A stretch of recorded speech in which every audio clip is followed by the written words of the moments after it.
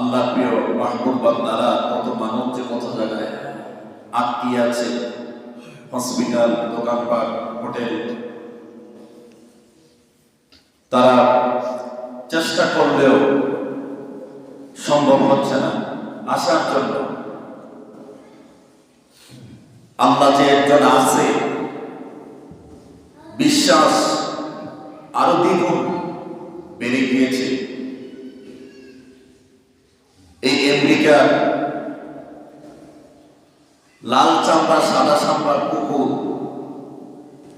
Trump, সে গত এক সপ্তাহ আগে বলছিল, ডোনাল্ড ট্রাম্প এক সপ্তাহ আগে বলেছিল ফিলিস্তিনকে জাহান্নাম বানাবে।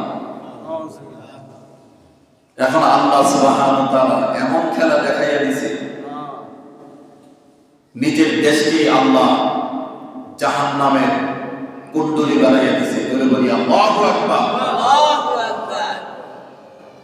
ফিলিস্তিনের মানুষদেরকে, লক্ষ লক্ষ মুসলমানদেরকে এই আমেরিকা ইসরায়েলের সহযোগিতায়, ইসরায়েলকে সাপোর্ট করে লক্ষ লক্ষ মিলিয়ন টাকা ইসরায়েলকে দিয়েছে। ইসরায়েল ফিলিস্তিনকে তছনছ করে দিয়েছে। আল্লাহ আজকে দেখেন এই আমেরিকা, এই আগুন আসলো কোথায় থেকে? আগুন নিভাইতেই পারে না। পৃথিবীর যত শক্তি আছে সব শক্তি একত্র করে উপর দিয়ে নিচে দিয়ে প্রাণী দিচ্ছে, বিভিন্ন মেডিসিন দিচ্ছে আগুন নিভানোর জন্য। কিন্তু কেমন জানি বাতাসের গতি এত পরিমাণে, মাইলকে মাইল, গ্রামকে গ্রাম জ্বালিয়ে সারকার করে দিচ্ছে। মানুষের আহাজারি, ফিলিস্তিনে মানুষদেরকে কি পরিমাণ মারছে। তাদের শিক্ষা নেওয়া দরকার। ওই লাল চামড়ার কুকুরগুলো ঈমান আনা দরকার। মালিক যে একজন আছেন চিনার দরকার। এরা মনে করছে যে আমরা কেউ থামাইতে পারবো না।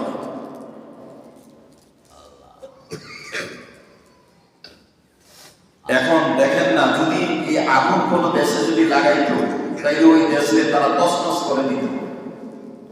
কিন্তু মহান রব আল্লাহ সুবহানাহু ওয়া তাআলা এমন খেলা দেখাইলেন। আল্লাহু আকবার। ফিলিস্তিনের একটা ছোট বাচ্চা বোমের আঘাতে যখন জর্জরিত, তখন সে কান্না করে করে বলছিল, আমি আল্লাহর কাছে বিচার দেব। ছোট বাচ্চা বলছিল, আমি আল্লাহর কাছে বিচার দেব। 2 থেকে 3 বছরের বাচ্চা, হাত ছুঁয়ে গেছে, পা ছুঁয়ে গেছে, বলছে আমি চলে যাচ্ছি, আমি আল্লাহর কাছে বিচার দেব। এরকম কত নারী, কত মা, কত সন্তান বোমের আঘাতে সিঁড়ি বেড়ে লম্ব হয়ে গেছে। এই তাদের আহাজারি আল্লাহ শুনবে না?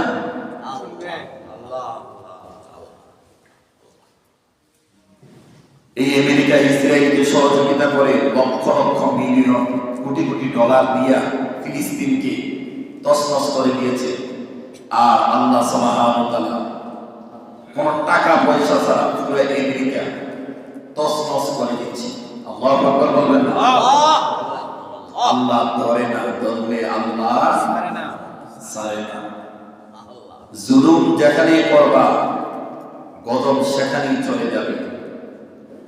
ও মানুষ, শিক্ষা গ্রহণ করো। কোটি কোটি মিলিয়ন কোটি টাকার মালিক এখন রাস্তার পথে। আল্লাহ আমাদেরকে বুঝার তৌফিক দান করুন। সবাই বলেন আল্লাহুম্মা আমিন। মেরাজের প্রেক্ষাপট, মেরাজের তাৎপর্য। পৃথিবীতে এমন একটা যুগ ছিল যে যুগটাকে বলা হতো আইয়ামে জাহিলিয়াতের যুগ। অন্ধকার, খুন খারাপি, মারামারি, জিনা, ব্যভিচার, নারীদেরকে জীবন্ত হত্যা করা হতো। মানে মানুষ ভালো কি জিনিস, সত্য কি জিনিস, এগুলো তারা বুঝতো না। মেয়েদেরকে বাজারে গিয়ে বিক্রি করা হতো, দাসী হিসাবে ব্যবহার করা হতো। বাইতুল্লাহর মধ্যে, কাবা শরীফের মধ্যে মূর্তি রেখে মূর্তি পূজা করত। ওই সময় ওই অন্ধকার যুগে আল্লাহ সুবহানাহু ওয়া তাআলা আল্লাহর প্রিয় হাবিব নূর নবী মুহাম্মদুর রাসূলুল্লাহ সাল্লাল্লাহু আলাইহি ওয়াসাল্লামকে দুনিয়াতে পদার্পণ করলেন। জোরে বলেন সুবহানাল্লাহ। নূর নবী মুহাম্মদুর রাসূলুল্লাহ সাল্লাল্লাহু আলাইহি ওয়াসাল্লাম দুনিয়াতে আসার পরে নবুয়ত পাওয়ার পরে যখন মানুষদেরকে দাওয়াত দিতে লাগলেন, ও মক্কার মানুষেরা, তোমরা যে দেবদেবীর মূর্তি পূজা করছো, এই দেবদেবীর মূর্তি এগুলো তো তোমাদের রব হতে পারে না, খোদা হতে পারে না। কারণ তারা নিজেরাই তাদের কানে শোনে না, নিজেদের তো কোনো শক্তি নাই। তোমরা নিজের হাতে মূর্তি বানাই ওই মূর্তি তোমরা খোদা দাবি করো। অথচ আল্লাহ তাআলা পবিত্র কোরআন কারিমে বলেন, আলাহুম আরজুলুন ইয়ামশুনা বিহা আম লাহুম আইদিন ইয়াবতিশুনা বিহা আম লাহুম আ'য়ুনুন ইউবসিরুনা বিহা আম লাহুম আযানুন ইয়াসমাউনা বিহা কুল ইদউ শুরাকাআকুম সুম্মা কিদুনি ফালা তুনজিরুন। জোরে বলেন আল্লাহু আকবার। আল্লাহ রাসূল সাল্লাল্লাহু আলাইহি ওয়াসাল্লাম বলেন, মক্কার মানুষেরা শোনো, তোমরা যে ওই মূর্তির পূজা করো, তাদের কি পা আছে যা দ্বারা তারা হাঁটতে পারে? তাদের কি হাত আছে যা দ্বারা তারা ধরতে পারে? তাদের কি কান আছে যা দ্বারা তারা শুনতে পারে? তাদের কি চক্ষু আছে যা দ্বারা তারা দেখতে পারে? মূর্তি কানও আছে, হাতও আছে, কিন্তু মূর্তির হাতে কি কেউ ধরতে পারে?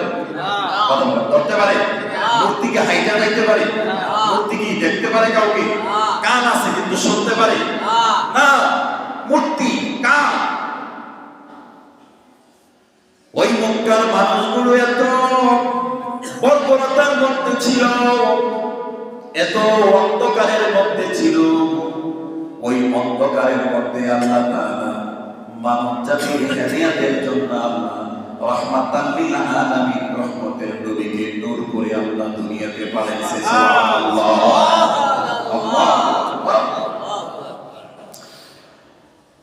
আল্লাহ তাআলা অন্য আয়াতে বলেন,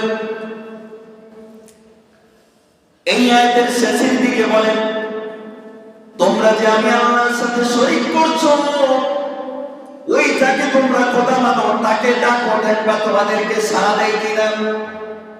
সাড়া দিবে না। ষড়যন্ত্র করে করিও আমাকে অবকাশ দিও না। নবীজি বলছেন, ও মক্কার লোকেরা, তোমরা যা পূজা করো, যাকে ডাকো, তাকে তোমরা ডাক দাও, দেখবে তোমাদের ডাকে ওই মূর্তি কোনো সাড়া দিবে না। মূর্তি তোমাদেরকে সাড়া দিবে না। والذين تدعون من دونه لا يستطيعون نصركم ولا أنفسهم ينصرون والذي وإن تدعوهم إلى الهدى لا يسمعوا وتراهم ينظرون إليك وهم لا يبصرون। আল্লাহ ব্যতীত তোমরা যাকে আহ্বান করো, তারা তো তোমাদেরকে সাহায্য করতে পারবে না, তাদের নিজেদেরকেও না। ওই মূর্তি তোমাদেরকে সাহায্য করতে পারবে না, সে তার নিজেরও সাহায্য করতে পারবে না। এবং তাদের সত্যতে আহ্বান করো, দেখবে তোমাদেরকে আহ্বান করতে পারবে না। তবে তোমরা মনে করবে যে ওই মূর্তি তোমাদের দিকে তাকিয়ে আছে, আসলে কিন্তু সে তোমাদেরকে দেখতে পায় না, দেখে না। যখন মক্কার লোকেদেরকে আল্লাহর রাসূল দ্বীনের দাওয়াত দিতে লাগলেন, চতুর্দিক থেকে নবীজির উপরে এমন ভাবে আক্রমণ শুরু করে দিলেন, সাহাবায়ে কেরামের উপরে আক্রমণ শুরু করে দিলেন। এমন ভাবে আক্রমণ, নবীজি দিনের বেলা দাওয়াত দিতে পারেন না, রাত্রে বেলা নবীজি দিনের দাওয়াত দেয়। ওই সময় দুইজন মহান ব্যক্তি ছিলেন। একজন হলো নবীজির চাচা আবু তালেব, আল্লাহু আকবার বলেন, যিনি নবীজিকে নিজের জীবনের চাইতে বেশি ভালোবাসতেন। যখন দিনের দাওয়াত দিতেন, নবীজির চাচা আবু তালেব পাশে দাঁড়িয়ে থাকতেন। কাফের বেঈমানরা, এই উতবা সাহেবেরা, ফেরাউন, আবু জাহেল, আবু লাহাব, উতবা সাহেবরা তারা আঘাত করতে আসলে আবু তালেব নবীজির চাচার সামনে দিয়ে দাঁড়িয়ে দেখতেন। সুবহানাল্লাহ। যখন নবীজি দিনের দাওয়াত দিতেন আর যখন আক্রমণ করত আবু জাহেল, আবু লাহাব, উতবা সাহেবরা, তারা সারাক্ষণ খালি প্ল্যান করত নবীজিকে কিভাবে আক্রমণ করা যায়, হত্যা করা যায়। আউযুবিল্লাহ বলবেন না? আউযুবিল্লাহ। এই আবু জাহেল, কেমন রহমতের নবী চিনলি না? আর আমরা জীবনের তামান্না সরাসরি তো নবীজিকে দেখতে পারি নাই, স্বপ্ন যুগেও যদি নবীকে কেউ এক নজর দেখে তার জন্য জাহান্নামের আগুন তার জন্য হারাম হয়ে যাবে। সুবহানাল্লাহ। আহা, নবীজিকে দেখলে কি লাভ হইব? কবরে হেদায়েত নাই, যার কারণে নবীজিকে দেখার পরেও, নবীজিকে ভালোবাসার পরেও জান্নাত পাবে না। ঠিক কিনা জোরে? নবীজির চাচা আবু তালেব নবীজিকে এত পরিমাণে গালি দিতেন, চাচা আবু তালেবের সন্তানগুলো খাবার না খাইল, আবু তালেব ওনার স্ত্রীকে বলতো, আমার ভাতিজা মুহাম্মদের জন্য যদি খাবার না থাকে ঘরের মধ্যে জায়গা নাই, অন্য সন্তানেরা খাইলে খাইল না খালে নাই, কিন্তু আমার ভাতিজা মুহাম্মদের জন্য কোনো অযত্নে বলবো না হয়। সুবহানাল্লাহ। নবীজিকে এত পরিমাণে ভালোবাসতেন, মুহাব্বত করতেন, কিন্তু মুহাব্বতরা কেমন হলো? নবীজিকে ভালোবাসছে কিন্তু নবীজির আদর্শকে না মানার কারণে ঈমান নিয়ে কবরে যেতে পারলেন না। এই নবীজির চাচা জাহান্নামের ইন্ধন হয়ে যাবে। দুইটা আগুনের জুতা এই আবু তালেবকে পরিয়ে দেওয়া হবে।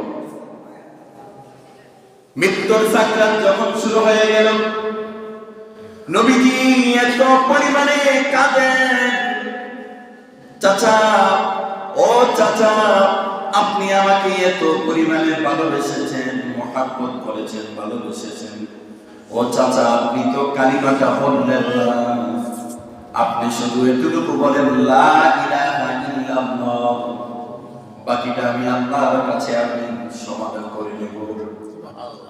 সুবহানাল্লাহ। সুবহানাল্লাহ। ও চাচা, আপনি আমাকে নিজের জীবনের চাইতে ভালোবেসেছেন, দুনিয়াতে আসার পরে আমি মুহাম্মদুর রাসূলুল্লাহ সাল্লাল্লাহু আলাইহি ওয়াসাল্লাম আমার বাবাকে পাই নাই। এর কয়েক বছর পরে, 6 বছর পরে আমি আমার মাকে হারিয়ে ফেলি। আপনার মুহাব্বতে, ভালোবাসায় আমি আস্তে ধীরে বড় হয়েছি। চাচা, আপনি যদি কালিমাটা পড়ে নিতে, বাকিটা আমি আল্লাহর সাথে বোঝাপড়া করবো। জোরে বলেন সুবহানাল্লাহ। কিন্তু সমস্যা হলো হেদায়েত নাই। তো হেদায়েত কার কাছে? কথা বলেন, হেদায়েত কার কাছে? আল্লাহর কাছে। আল্লাহর কাছে হেদায়েত। আহা, আবু জাহেল, আবু লাহাব, উতবা, সাইবা, মুগীরা নবীজির চাচা আবু তালেবের এক পাশে দাঁড়িয়ে আছে, নবীজি এক পাশে দাঁড়িয়ে আছে। আবু জাহেল কয়, এই আবু তালেব, তুমি কি তোমার ভাতিজার কথা শুনি না তোমার বাপ দাদার ধর্ম তুমি বাদ দিয়ে ফেলবা? নাউজুবিল্লাহ বলেন। নাউজুবিল্লাহ। শয়তানগুলা নবীজির চাচা আবু তালেবের মাথার কাছে দাঁড়ায় রয়েছে যাতে কালিমা পড়তে না পারে। আহা, কি সুযোগটা গেছে আবু তালেবের। নবীজি হাদিসের মধ্যে আসছে, নবীজি বলছে, চাচা জোরে বলা দরকার নাই, শুধু আমার কানে কানে এতটুকু বলেন লা ইলাহা ইল্লাল্লাহ, বাকিটা আমি দেখব। হাসরের ময়দানে আমি আপনার জন্য সুপারিশ করব। চাচা যদি কালিমা না পড়েন গো, কিয়ামতের ময়দানে আমি আপনার জন্য সুপারিশ করতে পারবো না, কারণ মুশরিক বেঈমানের জন্য আমার সুপারিশ হারাম। চাচা আবু তালেব বলেন, এ ভাতিজা মুহাম্মদ সাল্লাল্লাহু আলাইহি ওয়াসাল্লাম, শোনো, আমাকে তুমি আর ওসিয়ত করিও না। আমি জানি তুমি নবী, সত্য নবী, কিন্তু এই মুহূর্তে আমি যদি কালিমা পড়িয়া মুসলমান হই, আমার বংশের লোকেরা কইব তার ভাতিজা মুহাম্মদের ধর্ম, বয়ে মৃত্যুর সময় কালিমা পড়িয়া মুসলমান হইয়া মৃত্যুবরণ করেছে। অতএব এই অপমানি আমি সহ্য করতে পারবো না। আমি আমার বাপদাদার ধর্মের উপরেই আমি মৃত্যুবরণ করলাম। জোরে বলেন নাউজুবিল্লাহ। এরকম লোক আছে দেখবেন, বাপদাদা যেটা করছে আমিও এটা করি, ঠিক কিনা? জোরে বলেন। কত লোক আছে যে আমার বাপে যা করছে আমিও তা করবো, তো বাপে চুরি করছে তুমিও চুরি করবো নাকি? আমার ভাই যা করছে আমিও তা করবো না, এটা একজন মুমিনের কথা হতে পারে না। মুমিন ওই ব্যক্তি আল্লাহ এবং রাসূল কি বলেছে আমরা ওইটা ফলো করব। আমার বাবাকে ফলো করতে পারি না, আমার মাকে ফলো করতে পারি না। আমার বাবা মা যদি ইসলামের বিরুদ্ধে চলে যায়, আমি আমার মা বাবাকে পর্যন্ত মানি না, ঠিক কিনা? জোরে বলে।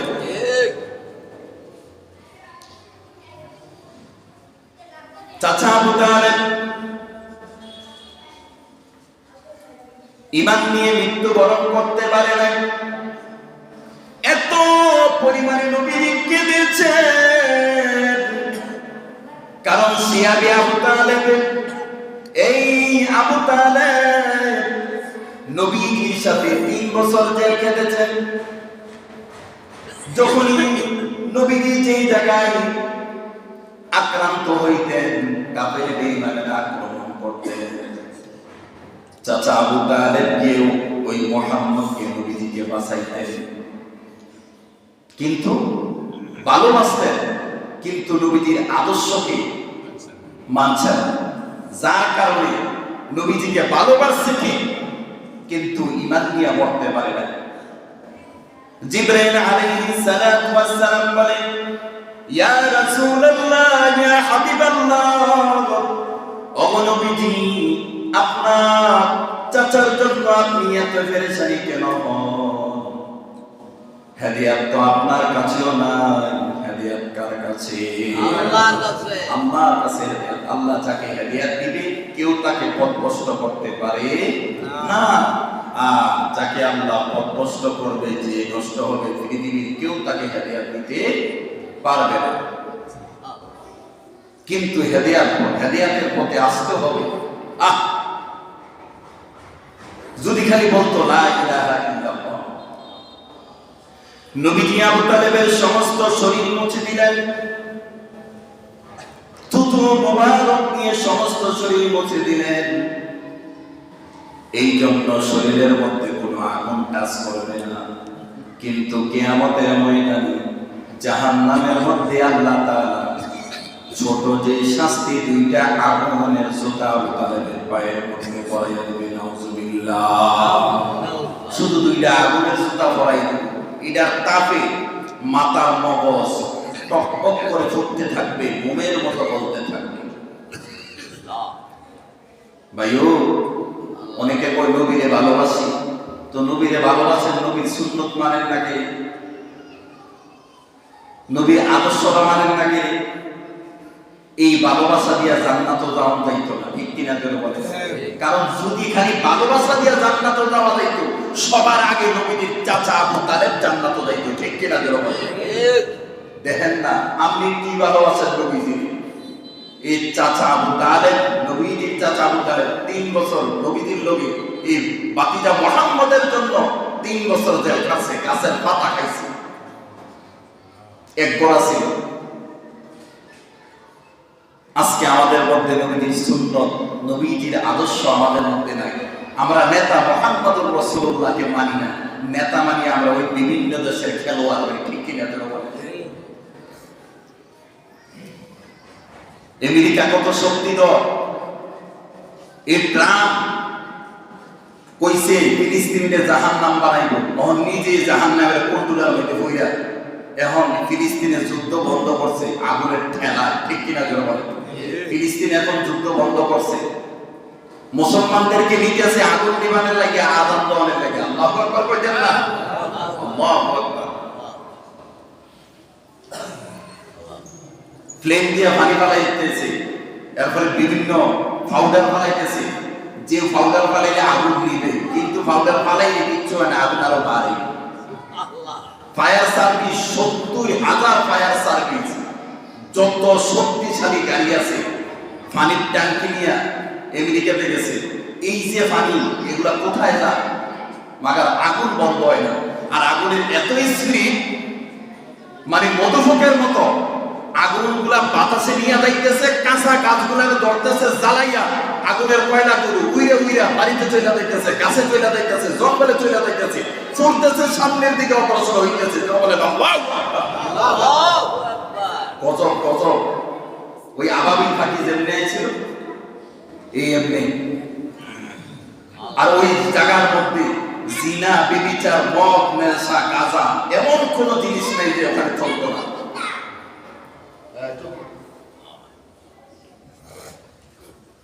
নবীজির চাচা আবু তালেব চলে গেলেন, নবীজি কান্নার কাফের বেঈমান গুলো খুশি হয়ে গেলেন। আবু জাহেল, আবু লাহাব খুশি হয়ে গেলেন। মুহাম্মদুর রাসূলুল্লাহ সাল্লাল্লাহু আলাইহি ওয়াসাল্লাম ওনার চাচারে কালিমা পড়া কবরে দিতে পারল না। তারা কাফের বেঈমান গুলো খুশি হয়ে গেলেন এবং পথের থেকে নবীজিকে যে বাঁচাইতো একজন লোক দুনিয়া থেকে বিদায় দিলেন, ওই যে ছায়াদার করত। আরেকজন হলেন আম্মা জান খাদিজাতুল কুবরা রাদিয়াল্লাহু তাআলা আনহা। এমন ধনাঢ্য ব্যক্তি ছিলেন, মহিলাদের মধ্যে, নারীদের মধ্যে যিনি সর্বপ্রথম নবীজির হাতে কালিমা পড়েছেন ইনি হলেন আমার মা, আপনার মা, আম্মা জান খাদিজাতুল কুবরা রাদিয়াল্লাহু তাআলা আনহা। সুবহানাল্লাহ। আম্মা জান খাদিজাতুল কুবরা রাদিয়াল্লাহু তাআলা, ওনার বয়স 40। বয়স্ক বিধবা একজন নারীকে আমাদের প্রিয় নবীজি বিবাহ করেছেন। এই খাদিজাতুল কুবরা ওনার অনেক সম্পদের মালিক ছিলেন। মক্কার মধ্যে বড় ব্যবসায়ীদের মধ্যে উনি একজন ছিলেন। সুবহানাল্লাহ বলবেন না? সুবহানাল্লাহ। অনেক বেয়াদব কুলাঙ্গাররা বলে যে নবীজি নাকি নারী নবী ছিলেন। নাউযুবিল্লাহ বলবেন না? যদি নারী নবী হইতেন, কাফের বেঈমানেরা বলেছে আপনাকে মক্কার মধ্যে সবচেয়ে সুন্দরী নারী আপনার সাথে বিবাহ দেওয়া হবে, সবচেয়ে সুন্দর গাড়ি আপনাকে দেওয়া হবে, বাড়ি আপনাকে দেওয়া হবে। সত্য একটা, আপনি এক আল্লাহর দাওয়াত দিতে পারবেন না। নাউযুবিল্লাহ বলবেন না? আর নারীর প্রতি যদি নবীজির লোভ থাকতো, সর্বপ্রথম আম্মা জান খাদিজাতুল কুবরাকে বিয়ে করতেন না, কারণ উনি বিধবা ছিলেন। কি ছিলেন? এক তো হলো বিধবা, দ্বিতীয়ত হলো উনি বয়স্ক একজন নারী ছিলেন। অথচ কত কাফের বেঈমানগুলো আল্লাহর রাসূলের চরিত্র নিয়ে কথা বলে, অথচ সার্টিফিকেট দিয়েছেন আল্লাহ। কে দিয়েছেন? আল্লাহ। খুলুকুল আযীম, শ্রেষ্ঠ চরিত্রের অধিকারী হলেন মুহাম্মদুর রাসূলুল্লাহ সাল্লাল্লাহু আলাইহি ওয়াসাল্লাম। এই ভাই কোন যদি নারীর প্রতি লোভ থাকে, তা আমি কি একটা বিবাহিত জামাই হয়ে গেছে বয়স্ক একটা মহিলার বিবাহ করবো, না কুমারী একটা মেয়েকে বিয়ে করবো? কথা বলেন না? সুন্দরী কুমারী মেয়ে তো আমি খুঁজবো। অথচ আল্লাহর রাসূল সুবহানাল্লাহ এবং আম্মা জান খাদিজা যতদিন বেঁচে ছিলেন অন্য কোন নারী কে আল্লাহর রাসূল গ্রহণ করেন নাই। সুবহানাল্লাহ বলেন না? সুবহানাল্লাহ। আম্মা জান খাদিজাতুল কুবরা রাদিয়াল্লাহু তাআলা আনহা সমস্ত সম্পদ আল্লাহর রাসূলের পদতলে দিয়ে দিলেন ইসলামের জন্য। ইসলামের জন্য সমস্ত সম্পদ ছেড়ে দিলেন। ও আমার মা বোনেরা, যুবক ভাইয়েরা, স্বামী স্ত্রীর কত মিল মহাব্বত ভালোবাসা দেখেন। নবীজি যখন নবীজির উপরে যখন কোরআন নাযিল হইত রাত্রে বেলা, হেরা গুহার মধ্যে আম্মা জান খাদিজাতুল কুবরা রাদিয়াল্লাহু তাআলা খাবার নিয়ে যাইতেন। আহারে পাহাড় যে কত উঁচা, কত উঁচা পাহাড়, রাত্রে বেলা খাবার নিয়ে যাইত। কারণ দিনের বেলা যদি খাবার নিয়ে যায় কাফের বেঈমান গুলো দেখে ফেলবে। কত বিনয় ছিলেন। এবং রাত্রে বেলা যখন দিনের দাওয়াত দিতেন আম্মা জান খাদিজাতুল কুবরা পাশে থাকতেন। কারণ যত বড় ব্যবসায়ী হোক, যত বড় কাফের হইল, আম্মা জান খাদিজা যখন নবীজির সাথে থাকে তখন কোন কাফের বেঈমান নবীজিকে আঘাত করতে পারে না। জোরে বলেন সুবহানাল্লাহ। এবং ধনাত্ম পরিবারের একজন মেয়ে ছিলেন আম্মা জান খাদিজাতুল কুবরা। এবং সর্বপ্রথম নারীদের মধ্যে যিনি কালিমা পড়ে ঈমান এনেছিলেন নারীদের মধ্যে ইনি হলেন আম্মা জান খাদিজাতুল কুবরা রাদিয়াল্লাহু তাআলা। সুবহানাল্লাহ বলবেন না? সুবহানাল্লাহ। আর পুরুষদের মধ্যে হলো আবু বকর সিদ্দিক রাদিয়াল্লাহু তাআলা। আল্লাহু আকবার।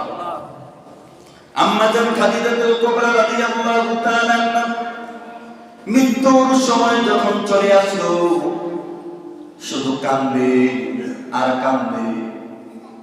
নবীজি বললেন, ও আমার সহধর্মিণী, ও আমার স্ত্রী, আপনি কেন কান্না করেন? আম্মা জান খাদিজাতুল কুবরা রাদিয়াল্লাহু তাআলা বলেন, ইয়া রাসূলুল্লাহ, ইয়া হাবিবাল্লাহ, মনে হয় আমি আর বাঁচবো না, চলে যাব। তবে দুইটা কারণে কান্দি। এক নাম্বার কারণ হলো আমি যদি চলে যাই আপনাকে কে দেখে রাখবে, আপনার পাশে কে থাকবে, আপনার পাশে কে থাকবে, এই জন্য আমি কান্না করতেছি। আম্মা জান খাদিজাতুল কুবরা রাদিয়াল্লাহু তাআলা আনহার মেয়ে ফাতেমা দৌড়িয়ে এসে বলে, মা আপনি কোনো টেনশন করিয়েন না, আপনি যখন চলে যাবেন তারপরে আমি আমার আব্বার পাশে সব সময় থাকবো। জোরে বলেন সুবহানাল্লাহ। এই জন্য নবীজি যখন দাওয়াত দিতেন মা ফাতেমা নবীজির কোমরের মধ্যে ধরে রাখতেন। সুবহানাল্লাহ বলেন না? কোমরের মধ্যে ধরে রাখতেন। হ্যাঁ, ইসলাম যে কত কষ্টের মধ্যে আছে, কত কঠিন পরীক্ষার ভিতর দিয়ে আছে, আমরা যেমন পুস্তক মুসলমান আল্লাহ রাসূলের দ্বীন আমাদের মাঝে কত কষ্ট করে পৌঁছাইছে। আবু তালেব যখন চলে গেলেন তার কয়েকদিন পরে আম্মা জান খাদিজাতুল কুবরা চলে যাচ্ছেন, চোখের পানি ছেড়ে কান্দে আর বলে, আমি চলে যাওয়ার পরে আপনাকে কে দেখে রাখবে, কে আপনার পাশে থাকবে? আরেকটা চিন্তা হলো আমি খাদিজা কবরে কি নিয়ে যাব, কোনো সাবান নাই, কোনো ফুসি নাই। আপনার জবান মোবারকে শুনেছি ইয়া রাসূলুল্লাহ কবরের মধ্যে নাকি গেলে গুনাহগারদের নাকি এমন জোরে মাটি চাপ দিবে, একদিকের ফাজরের হাঁটু অপর দিকে ঢুকিয়া যাইবে। ইয়া রাসূলুল্লাহ কবরের মধ্যে আমি কেমনে থাকবো? ওই কবরের আযাবের ভয়ে আমি এই জন্য চোখের পানি ফেলাইয়া কাঁদতেছি। জোরে বলেন সুবহানাল্লাহ। চিন্তা করেন, দুনিয়াতে আল্লাহ তাআলা 10 জন মানুষকে জান্নাতের সার্টিফিকেট দিয়েছিলেন, আবার দুনিয়াতে 10 জন নারীকে জান্নাতের সার্টিফিকেট দিয়েছিলেন, তার মধ্যে একজন হলো আম্মা জান খাদিজাতুল কুবরা। সুবহানাল্লাহ বলেন না? সুবহানাল্লাহ। এই জান্নাতি নারী মৃত্যুর সময় কি টেনশন করে? কথা বলেন, কি টেনশন করে? কবরের আযাবের টেনশন করে। আল্লাহু আকবার বলবেন না? নবীজির উপরে যখন কোরআন নাযিল হইতো আম্মা জান খাদিজাতুল কুবরা যখন খাবার নিয়ে যাইতেন, একদিন জিবরাইল আমিন আলাইহিস সালাতু ওয়াস সালাম নবীজিকে বলেন, ইয়া রাসূলুল্লাহ একটা খুশির সংবাদ আছে, এই যে আপনার স্ত্রী খাদিজা আসতেছে, খাদিজাকে স্বয়ং আল্লাহ তাআলা সালাম দিয়েছে। জোরে বলেন সুবহানাল্লাহ। আরো জোরে বলেন আল্লাহু আকবার। আল্লাহ তাআলা খাদিজাতুল কুবরাকে সালাম দিয়েছে খুশি হইয়া, বন্ধুর জন্য খেদমত করে, বন্ধুর জন্য খাবার নিয়ে আসে, বন্ধুর জন্য নিজের যত ধন সম্পদ ছিল সব ইসলামের জন্য খাদিজাতুল কুবরা সব সম্পদ রাসূলের কদম মোবারকে ফেলে দিয়েছে। সুবহানাল্লাহ বলেন না? সুবহানাল্লাহ।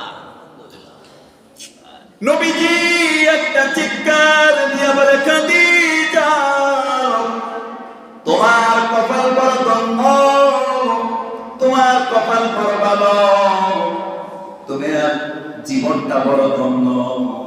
জানুনি জিবরাইলের মারফতে স্বয়ং আল্লাহ তোমাকে সালাম জানাইছে। সুবহানাল্লাহ। আম্মা জান খাদিজাতুল কুবরা চোখের পানিগুলো ছেড়ে দিয়ে বলে, ইয়া রাসূলুল্লাহ, আল্লাহ আমি আমার মতো নগণ্যকে সালাম জানাইছি। ইয়া রাসূলুল্লাহ, আল্লাহর সালামের উত্তর কেমনে দিব আমি তো বুঝি না। ইয়া রাসূলুল্লাহ, আমার পক্ষ থেকে আপনি সালামের উত্তরটা দিয়া দেন। সুবহানাল্লাহ। আপনি দিয়া দেন, আমি আল্লাহর প্রতি সন্তুষ্ট। আম্মা জান খাদিজাতুল কুবরা চোখের পানি ছেড়ে দিয়ে কেঁদে আর নবীজিকে বলেন, ইয়া রাসূলুল্লাহ, জীবনের অনেক সময় আপনার সাথে কাটিয়ে দিয়েছি, আপনার হক পরিপূর্ণভাবে আদায় করতে পারি নাই, যদি কোনো বেয়াদবি হয় আমাকে মাফ করে দিবেন। নবীজি বললেন, ও খাদিজা তুমি কি বলো, বরং আমি তোমার কাছে ক্ষমা চাই। আম্মা জান খাদিজাতুল কুবরা বলেন, ইয়া রাসূলুল্লাহ, আপনি আমার কাছে ক্ষমা চাবেন না, আমার আপনার মতো স্বামী আমি আর কোনটা পাই নাই। সুবহানাল্লাহ। কারণ আম্মা জান খাদিজা কিন্তু আগেও বিবাহ করেছিল, তবে শ্রেষ্ঠ স্বামী মুহাম্মদুর রাসূলুল্লাহ সাল্লাল্লাহু আলাইহি ওয়াসাল্লাম। আম্মা জান আয়েশা সিদ্দিকা রাদিয়াল্লাহু তাআলা একদিন দুষ্টামির চলে বলতেছেন, ইয়া রাসূলুল্লাহ, খাদিজার জন্য খালি আপনি কাঁদেন, আপনার মন জ্বলে, বুঝলাম না এই বয়স্ক নারীর জন্য আপনার এত পাগল কেন, আপনি এত পাগল কেন? নবীজি বললেন, হে আয়েশা কি বলেছো আর বলিও না, কারণ সুখের দিনের নারী তোমরা আমার সাথী, আর দুঃখের দিনে যিনি ছিলেন সে হলো আমার খাদিজা। সুবহানাল্লাহ। তোমরা সুখের দিনের স্ত্রী, আর দুঃখের দিনে আমার খাদিজা ছিল সবচাইতে আমার পাশে ছিল, বিপদে আপদে টাকা পয়সায় সব সময় সব দিকে সেল্টার দিয়েছে আমার খাদিজা। সুবহানাল্লাহ বলেন না? দেখবেন যে দুঃখের সময় ছিল সে কিন্তু প্রকৃত বন্ধু। আম্মা জান খাদিজাতুল কুবরা রাদিয়াল্লাহু তাআলা চলে যাবে, নবীজিকে বললেন, ইয়া রাসূলুল্লাহ, আমি যখন মারা যাব আপনার জুব্বা মোবারক আমার কাফনের জন্য ব্যবহার করবেন। সময় সংক্ষেপ করে দিচ্ছি, সময় শেষ হয়ে গেছে। এই কথাটা বলে আমি শেষ করে দিচ্ছি। আম্মা জান খাদিজাতুল কুবরা বলেন, ইয়া রাসূলুল্লাহ, আপনার শরীরের একটা জুব্বা মোবারক আমার কাফনের জন্য দিয়ে দিবেন। আপনি নিজে আমাকে জানাজা দিবেন, নিজে আমার লাশটা কবরের মধ্যে রাখবেন। রাখার পরে সবাই যখন চলে যাবে তখন আপনি কিন্তু আমার কবর সাইডে যাইবেন না। সবাই যখন চলে যাইব আপনি যাইবেন না, আপনি আমার কবরের সওয়াল জবাবের উত্তর দিয়া তারপরে যাইবেন। সুবহানাল্লাহ বলেন না? আল্লাহু আকবার। নবীজি কান্না করছেন, আম্মা জান খাদিজাতুল কুবরা চলে গেলেন। বিশাল বড় লম্বা ঘটনা সংক্ষেপ করে দিলাম। নবীজি নিজের জুব্বা মোবারক দিয়া কাফনের কাপড় পরাইয়া জানাজা দিয়া লাশটা কবরের মধ্যে রাইখা নবীজি দাঁড়ায়া কান্না করতেছে। সমস্ত সাহাবীরা বলেন, ইয়া রাসূলুল্লাহ, আপনি কি যাবেন না? নবীজি বললেন, ও আমার সাহাবারা, তোমরা চলে যাও, আবার খাদিজা কবরের মধ্যে একা। আমার খাদিজার নাকি কবরের মধ্যে খুব ভয় লাগে, এবং আমার খাদিজা কবরের মধ্যে সওয়াল জবাবের উত্তর নাকি দিতে পারবে না, আমাকে ওয়াদা করে দিয়েছে। এই জন্য আমি কবরের পাশে দাঁড়িয়ে আছি। জোরে বলেন সুবহানাল্লাহ। এই টাইম মুহূর্তের ভিতরে আল্লাহ জিবরাইল ফেরেশতা আল্লাহ আল্লাহর রাসূলের কাছে চলে আসলো। রাসূলের কাছে এসে বলে, ইয়া রাসূলুল্লাহ, ইয়া হাবিবাল্লাহ, আপনার স্ত্রী খাদিজাকে কি আপনি একাই ভালোবাসেন? আপনার খাদিজাকে স্বয়ং আল্লাহ নিজে ভালোবাসেন। বলেন সুবহানাল্লাহ। ইয়া রাসূলুল্লাহ, এখানে দাঁড়িয়ে থাকার দরকার নাই। এখানে দাঁড়িয়ে আপনি খাদিজার কবরের প্রশ্নের উত্তর দেওয়া লাগবে না। স্বয়ং আল্লাহ নিজেই খাদিজার সওয়াল জবাবের উত্তর দিয়া দিতে। সুবহানাল্লাহ। আল্লাহু আকবার। চিন্তা করেন, আল্লাহ এমন রাজি করছে, এরপরও কবরে যাইতে ভয় লাগে। আর আল্লাহ দুনিয়াতে আল্লাহর একজন নগণ্য, খাদিজা বলে আমি একজন ছোট মানুষ, আল্লাহর একজন নগণ্য গোলাম, আল্লাহ আমার সালাম দিছে। আল্লাহু আকবার। সম্মানিত উপস্থিতি, জীবনটাকে করেন আল্লাহর কাছে আপনি সবচেয়ে দামি হতে পারবেন। এটা রজব মাস, মেরাজের মাস। এই মেরাজ সম্পর্কে আলোচনা ইনশাআল্লাহ আগামী জুমায় হবে। আল্লাহ আমাদেরকে আমল করার তৌফিক দান করুন। ওয়া আখিরু দাওয়ানা আলহামদুলিল্লাহি রাব্বিল আলামিন। আসসালামু আলাইকুম ওয়া রাহমাতুল্লাহি ওয়া বারাকাতুহু।